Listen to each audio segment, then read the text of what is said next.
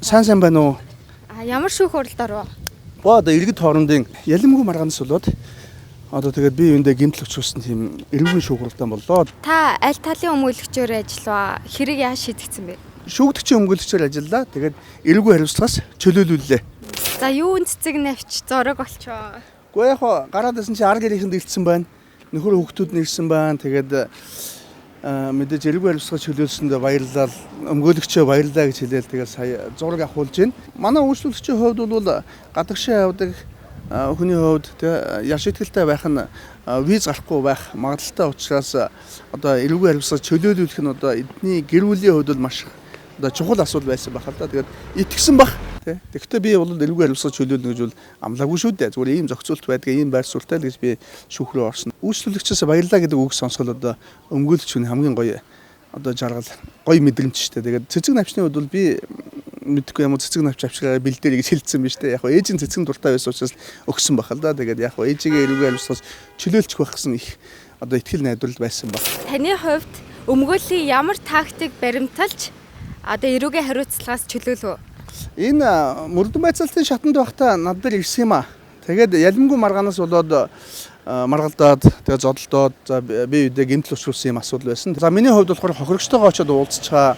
Тэгээд хохирлыг барагдуулчихаа, уучлал хүсчгээд, эвлэгчгээ гэдэг зөвлөгөөг өгсөн. Тэгэхээр очисон боловч тэр хоёр хоорондоо ойлголцохгүй байсан. Хоёулаа бас яг ширүүн дөрвөн зантай улсууд байсан юм болов ерөөсөө ойлголцохгүй байсан. Үүний дараа прокурор ялагдчаар татцсан. За нэгэнт гэмтлийн зэрэг гарцсан.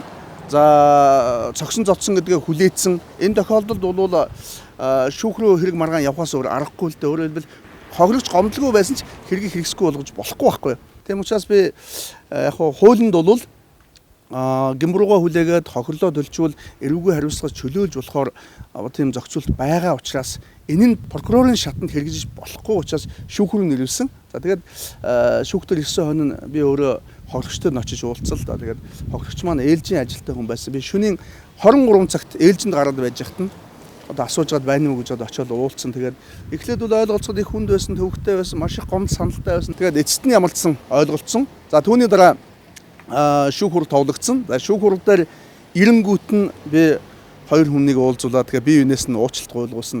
Мэдээж шүүх хуралд тэгээд үргэлжлүүлээд орсон. Шүүх хурал дээр гин буруугийн хурал хилцэж явах явцад нь завсралга аваад хохирлын төлөвлөлтсөн.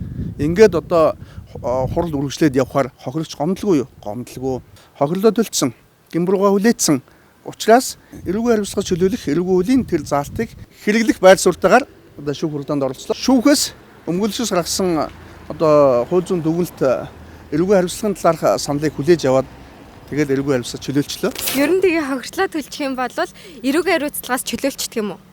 Гэхдээ яалаа гэж тийм байх уу? Зүгээр шүүх хуралдаанаар хэргийг хилцээд үнэхээр эрүүгийн хариуцлагаас чөлөөлөх нөхцөл байдал байна гэж үзэх юм бол түүнийг чөлөөлж болно. Хэрэгээ сайн судлаад зөв өмгөөлийн тактикаа боловсруулад зөв өмгөөлийнхээ үйл ажиллагааг явуулах юм бол бас хуульд ийм боломж байдаг л байхгүй юу? Манай үйлчлүүлэгчийн хувьд гадаад дотоод явдаг арилжаа 8 онлайн худалдаа хийдэг ийм хүн байсан. Хэдийгээр прокуророос торг ялыг буюу хамгийн хөнгөнийг хамгийн бага ялыг санал болгож байгаа ч гэсэн энэ нь өөрөө нэгэн одоо яр шийтгэлтэй гэдгээр гарах учраас цаашдын гадаад дотоод явах нөгөө визэнд орох гихмчлэнгийн одоо нөхцөл байдлуудад их хүндрэлтэй байсан. Өөрөөр хэлбэл цаашдынх нь ажил амьдралд одоо сөргөөр нөлөөлөх байсан л да. Тийм учраас одоо эрүүгийн хариуцлагаас чөлөөлөх нь зайлшгүй чухал ач холбогдолтой байсан. Хамгийн хөнгөн, хамгийн бага ялыг оногдуулах биш, эрүүгийн хариуцлагаас чөлөөлөх л хамгийн чухал байсан. Хамгийн гол нь өмгөөлөгч хэрэгээ маш сайн унших хэрэгтэй. Гэмтэл болсон шалтгаан нөхцөл юу юм бэ? Хохирогчийн хувийн байдал нь юу юм бэ? Шүүгдэгчийн хувийн байдал нь юу юм бэ? За тэгээд яг ямар цаг үед нь